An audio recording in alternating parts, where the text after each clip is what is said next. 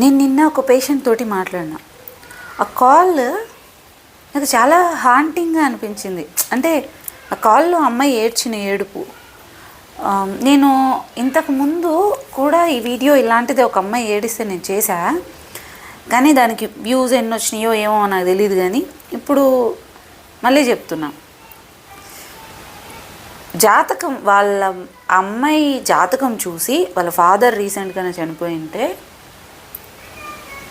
ఈ అమ్మాయి వల్లనే చనిపోయినారు అని జ్యోతిష్యుడు చెప్పడం వల్ల వాళ్ళ పిన్నుల నుంచి బాబాయిల నుంచి వాళ్ళ ఇంట్లో ఇంక్లూడింగ్ వాళ్ళ మదర్ ఈ అమ్మాయి నష్టజాతకురాలని ఒక ముద్ర వేసేసినారు. దానివల్ల ఆ అమ్మాయి నా వల్లే నా వల్లే నా వల్లే నా వల్లే నా వల్లే సి ఏ సైన్స్, నేను జాతకాన్ని సైన్స్ అని నమ్ముతాను. ఇక్కడ మీరు ఎంత కొట్టుకున్నా ఏం చేసుకున్నా కమెంట్ సెక్షన్లో నేను నమ్ముతాను. ఎందుకంటే నేను దాన్ని బేస్ చేసుకొని నేను చాలా డిసైడ్ అయింది నా లైఫ్. నేను అట్లనే దాని త్రూనే నేను మార్చుకుంటూ వచ్చిన ధైర్యంగా. సో ప్రతిదీ ఉంది, కానీ నువ్వు దాన్ని చెడ్డకు వాడుతున్నావా మంచిగా వాడుతున్నావా అనే దాని మీద మాత్రమే ఇంపాక్ట్ అనేది ఉంటుంది. ఈవెన్ దేవుడిని కూడా భయపెట్టి, ఇదిగో నీకు దేవుడు ఇట్లా చేయకపోతే నీకు ఇట్లా భయపెడతాడు అని చెప్పచ్చు. ఏం కాదు, నువ్వు ధైర్యంగా నువ్వు పని చేయి, నీ పని నువ్వు చేయి, దేవుడు మంచిగా చేసే వాళ్ళకి, కష్టపడే ఉండే వాళ్ళకే వెనుకుంటారని చెప్పడం ఒకటి ఉంటుంది. సో నువ్వు దేన్నైనా కూడా ఎంత పాజిటివ్గా పొట్రేట్ చేస్తున్నావు అనేది ఇంపార్టెంట్.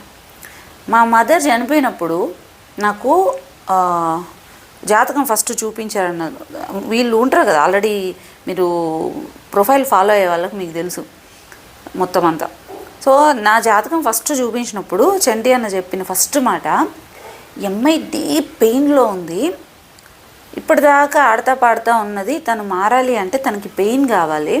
ఆ పెయిన్ అనేది తన భర్త నుంచి కానీ లేకుంటే మదర్ నుంచి మాత్రమే కలుగుతుంది, ఇంకెవరిది తను అంత తీసుకోదు. సో వాళ్ళ హస్బెండ్ దగ్గరైనా డిస్టర్బెన్స్ రావాలి, లేకుంటే వాళ్ళ మదర్ చనిపోయన్నా ఉండాలి, లేదంటే హెల్త్ అనేది సరి లేకుండా ఉండాలి. ఇందులో ఏది జరిగినప్పుడు మాత్రమే తను ఆలోచించి ఇక్కడ ఈ పెయిన్ త్రూ తన లైఫ్ అనేది మలుచుకోబోతుంది అని చెప్పాడు. అది చెప్పిన తర్వాతనే నేను అన్నతో మాట్లాడడం, తర్వాత ట్రావెల్ అవ్వడం అంతా జరిగింది. నేను చాలా రోజులు కూడా అరే నేను అంతా ఆవిడకి అన్నిసార్లు హెల్త్ బాగాలేనప్పుడు మొత్తం అన్నీ నేను చూసుకున్నాను కదా, లాస్ట్లో ఒక 2 days ముందు నుంచి పెయిన్ చెప్పింది, నేను అది గ్యాస్ట్రైటిస్ అనుకున్నాను, కానీ హార్ట్ పెయిన్ అని, స్ట్రోక్ వస్తుందని నేను ఎట్లా ఎక్స్పెక్ట్ చేయలేదు. నేను ఈ దాంట్లో ఉండిపోయినా. నేను కూడా అరే అంత చేసినాం, లాస్ట్లో ఇంకొకసారి 2 సార్లు కాపాడినాం, ప్రాణం పోతుంది అన్నప్పుడు 3వసారి ఎందుకు కాపాడలేకపోయినా ఈ దాంట్లో ఉన్నాను. అన్న బాగా ఎక్కువ మోటివేట్ చేసేటోడు. ఇదిగో ఎక్కడో జరగాల్సిన కొన్ని పనులు జరగాలి అంటే దానికి మార్పు ఇక్కడ, అంటే ఇక్కడ ఏదో జరుగుతూ ఉంది అని మనం బాధపడతాం, ఏడుస్తాం, అన్నీ జరుగుతాం, కానీ దాని నెక్స్ట్ స్టెప్ అనేది ఈ స్టెప్ని డిసైడ్ చేస్తుంది. సో ఇక్కడ బాధ, పెయిన్ కనిపిస్తుంది, చాలా వర్స్ట్ సిచ్యువేషన్ కనిపిస్తుంటుంది, కానీ ఇది ఎందుకంటే ఆ ముందు జరగబోయేదానికి నాంది అంతే. సో ఇక్కడ మనం ఏమనుకుంటాం, అయ్యో నా లైఫ్లో అన్నీ జరిగిపోయినాయే, ఏదేదో నష్టం జరిగిపోతుంది. నేను ఆ ఇన్సిడెంట్ తర్వాత నుంచే లైఫ్లో ఏం జరిగినా, ఎంత దరిద్రం జరిగినా స్టేబుల్ ఉంటా. రీజన్ ఏంటంటే ఇక్కడ ఇది జరిగిందంటే అది మనల్ని ఎప్పుడో ఏదో ఆలోచించడానికో, నెక్స్ట్ నా లైఫ్ మారడానికో కంఫర్ట్ జోన్ తీసేస్తుంది. సరే చూద్దాం, వెయిట్ చేద్దాం అనే కాన్ఫిడెన్స్ అక్కడి నుంచే స్టార్ట్ అయింది. అన్న ఒకటే అన్నాడు, నువ్వు ఏదో ఉంది, నీ లైఫ్ చేంజ్ అవ్వాలి, నీ పాత్ మారాలి, నువ్వు ఆలోచించాలి, నువ్వు పెయిన్ తీసుకోవాలి, ఆ తర్వాతే నెక్స్ట్ 4-5 yearsలో నీకు నీ లైఫ్ ఇట్లా ఉండబోతుందని చెప్పినాడు అన్న. సో నేనేమనుకున్నా, ఎంతసేపు గివప్ ఇచ్చేసేదాన్ని, నా వల్ల కావట్లేదు. లేదు, నీకు అనుకూలంగా ఉంది అంటే నువ్వు ఇక్కడ కష్టపడితేనే నువ్వు అనుకూలంగా ఉన్నది చేయగలుగుతావు. నా టైం బాగుంది కదా, టైం బాగుంటుంది, నేను ఇట్లా కూర్చొని ఉంటానంటే అవ్వదు. నీ టైం బాగుంటుంది ఎప్పుడు, నువ్వు వర్క్ చేసినప్పుడు. నీకు ఒక టైం ఉంది, నీకు పెయిన్ ఉంది, ఇక్కడ మీ మదర్ చనిపోయినారు కరెక్టే, అది నీ నష్టజాతకమో లేకుంటే ఇంకోటి కాదు, ఏదో జరగాలంటే నీ ఆలోచన మారాలి, నువ్వు ఆలోచించాలి, నువ్వు పెయిన్ తీసుకోవాలి, దాని నుంచి స్ట్రగుల్ అయ్యి బయటికి రావాలి, అప్పుడే నువ్వు చేయగలుగుతావు. దానివల్ల వచ్చింది ఇట్లా చెప్పాడు అన్న. నువ్వు నష్టజాతకురాలివి, నీ వల్లే మీ అమ్మ చచ్చిపోయింది, ఈ చెప్పలా.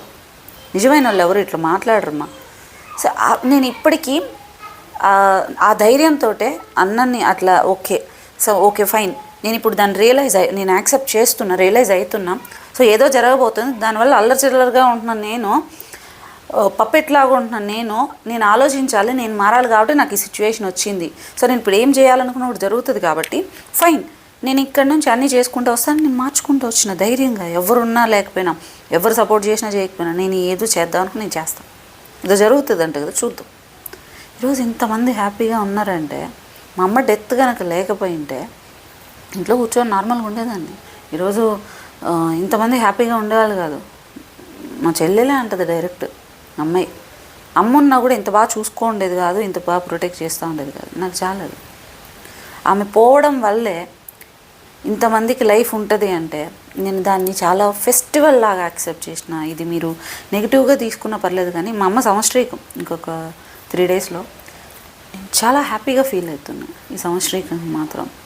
రీజన్ ఏంటంటే ఆమె డెత్, ఒక చావు ఇంతమంది హ్యాపీ క్రియేట్ చేస్తుందంటే యాక్సెప్టబుల్ అనిపించింది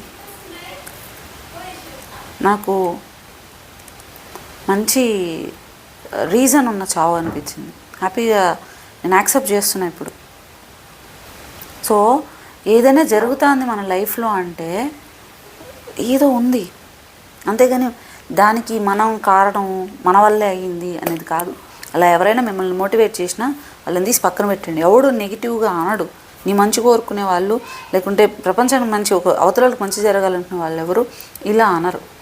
నీ వల్ల అవుతుంది, నీ వల్ల. ఒకవేళ ఒకరి వల్ల మనకు చెడ్డ జరిగినా ఫైన్, మనం తెలుసుకోగలం. ఇప్పుడు ఒకరిలో క్రూయల్ మెంటాలిటీ కానీ, ఒకరు మనకు మోసం చేసిన లేదు మామూలుగా తెలియదు. వాళ్ళు బయటపడితేనే కదా మనకు తెలుస్తుంది పలానా వాళ్ళని. ఇప్పుడు మనం చాలామంది అనుకుంటారు కదా, ఎలా తెలుసుకోవాలి వాళ్ళు ఇలాంటి వాళ్ళని ఎలా తెలుసుకోవాలి. మనకు తెలిసింది. ఓకే, ఇప్పుడు మిమ్మల్ని సపోర్ట్ చేయకుండా నీ వల్లనే అయిందని మీ పిన్నులు, బావేలు, మీ అమ్మ కూడా అనిందంటే వాళ్ళ మెంటాలిటీ ఎక్కడి వరకు ఉందో తెలుసుకోండి. మీతో పుట్టినంత మాత్రాన, మీతోనే పెరిగినంత మాత్రాన వాళ్ళంతా నీ వాళ్ళు కాదు, నీ మంచి కోరుకునే వాళ్ళు కాదు. ఇది ముందు యాక్సెప్ట్ చేయండి. నేను ఎప్పుడైతే ఈక్వాలిటీ అనేది నాకు ఎప్పుడు వచ్చింది తెలుసా, నా అనేది ఉన్నంత వరకే, ఇది నా అనుకున్నంత వరకే నాకు పెయిన్ అనిపించింది. నా అని తీసేసి పక్కన పెట్టేస్తే అది తల్లిదండ్రులు అయ్యుండొచ్చు, పిల్లలు అయ్యుండొచ్చు, ఫ్రెండ్స్ అయ్యుండొచ్చు, రిలేటివ్స్ అయ్యుండొచ్చు. అరే నేను ఇంత అనుకున్నానే వాళ్ళు నాకు పెయిన్ ఇచ్చారు. నేను అనుకున్నా నా అని తీసేసి ఎప్పుడైతే చూడడం స్టార్ట్ చేస్తామో మనిషిని ఎమోషన్ లేకుండా చాలా క్లియర్గా కనిపిస్తారు. నేను అందుకే ఎమోషన్ పెద్ద పెట్టుకోను ఎవరితోనైనా. హ్యాపీ కూర్చుంటాను, మాట్లాడతాను, మంచిగా ఉంటుంది. బట్ నేను విత్ బాండింగ్ చూసేటప్పుడు నాకు మాయ కమ్మేస్తుంది. వితౌట్ బాండింగ్ చూసేటప్పుడు చాలా క్లియర్గా ఉంటుంది అవతలలో. ప్రతి మనిషిలో మంచి ఉంటుంది, చెడ్డ ఉంటుంది. నువ్వు మంచి వరకే చూడు, చెడ్డ వరకు వీళ్ళు ఉన్నారంటే ఆ చెడ్డ వరకు దూరం పెట్టు, ఎక్కువ డీప్కి వెళ్ళకు. ఇలాంటి వాళ్ళకి అసలు నువ్వు రెస్పాండ్ అవ్వకు ప్లీజ్. ఇట్లా ఎవరైనా జాతకం చూపించి దీనివల్లని నీ వల్లని అంటుంటే మాత్రం వాళ్ళు కరెక్ట్ కాదు. అలాంటి వాళ్ళని నీ లైఫ్లో ఉంచుకోవద్దండి, అంతే. అర్థమైందా? ప్రతిదానికి ఏడవద్దు నా వల్ల అని. ఇక్కడ ఏదో మన లైఫ్లో జరుగుతుందంటే దానికి ముందు ఏదో ఉంది, దానికి ఇది ఇంటర్లింక్.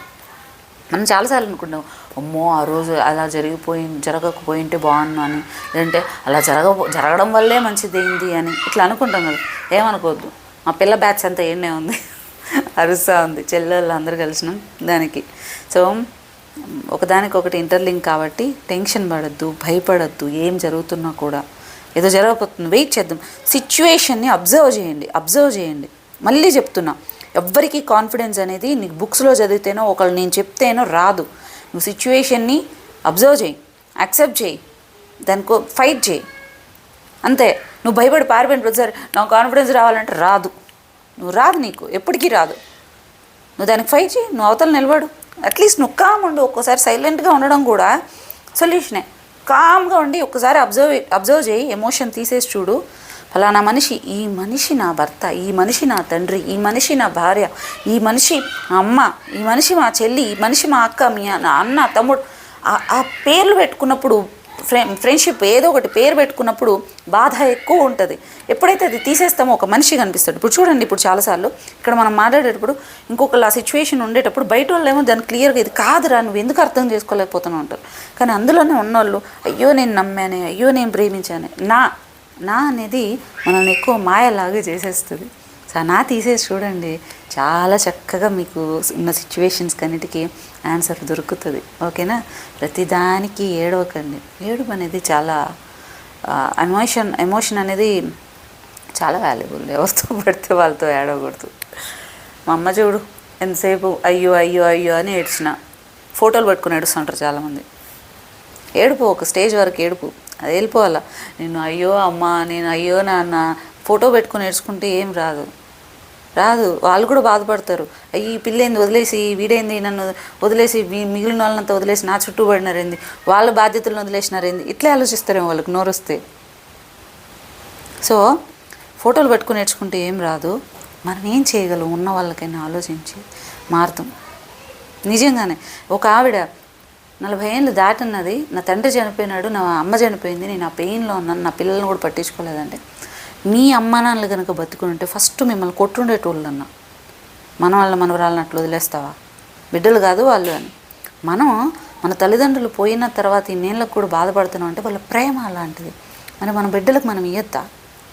వాళ్ళు అనుకోవద్దా మనం కూడా ఏదన్నా, మనకి ఏదన్నా అయినా మన విషయంలో అయ్యో మా అమ్మ ఇట్లా చూసుకుంది, మా నాన్న ఇట్లా చూసుకున్నాడు అనిపించద్దా? నువ్వు చూసుకో అట్లా. నీకు ప్రేమ వచ్చేసింది, ఆ పోయిందని ఏడుస్తూనే ఉన్నావు, నువ్వు ఇవ్వు. తీసుకునే ప్రేమలో కంటే కూడా నీకు ఇచ్చే ప్రేమలో చాలా సంతోషంగా ఉంటుంది. కావాలి కావాలి కావాలనుకున్న కొద్ది ఎమోషన్ ఇంబ్యాలెన్స్ అయిపోతుంది. ఇచ్చి ప్రశాంతంగా ఉండు. అటాచ్మెంట్, లవ్ వితౌట్ అటాచ్మెంట్, నీకు కాన్సెప్ట్ చెప్తా నెక్స్ట్ టైం. Okay, bye.